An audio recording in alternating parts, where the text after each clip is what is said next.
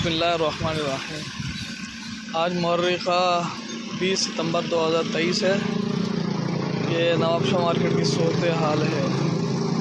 माल की अराइवल बिल्कुल भी नहीं है। कांटे पे खड़े हैं और बिल्कुल सन्नाटा लगा पड़ा है। ना गंदम की अराइवल है, ना कपास की अराइवल है। ये है नवाबशाह की सूरत हाल। मंदी का रुझान है फ़िलहाल अभी तक तो। अस्सलाम वालेकुम। आज 20 तारीख 9वां महीना 2023। ज़राई मंडी नुमाइंदा सखर। ये है एरी 6 पेडी। इसका रेट है अपना जो है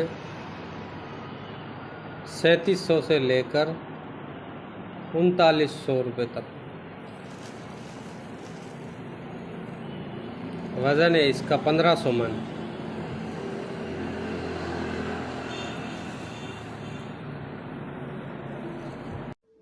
अस्सलाम वालेकुम। नुमाइंदा ज़री मंडी जी जानिब खां अज 20 सितंबर बरोज़ और बाजो ॾींहुं आई यानी फुटनि जो 40 किलो जो रेट नौशहर फिरोज़ में 8500 खां वठी 8700 ताईं हलियो आहे।